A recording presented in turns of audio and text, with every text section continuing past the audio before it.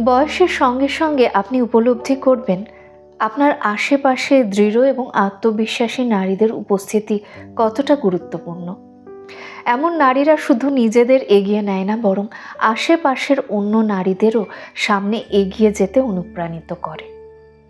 যেসব নারীরা একে অপরের সফলতা দেখতে চায়, যারা অন্যের সামান্য ত্রুটিকে উপেক্ষা করে সত্যিকারের বন্ধুত্ব গড়ে তোলে, তাদের প্রভাব অনস্বীকার্য।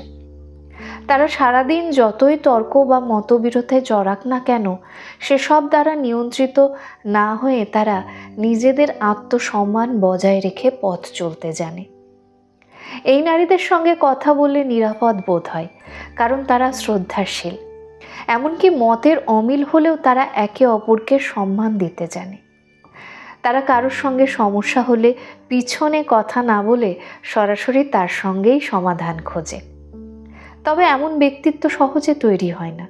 কঠিন ব্যক্তিত্ব সম্পন্ন নারীরা জন্মসূত্রে শক্তিশালী হয়ে আসে না, বরং জীবন যুদ্ধের আগুনে বারবার পোড়ার পর তারা এই শক্তি অর্জন করে।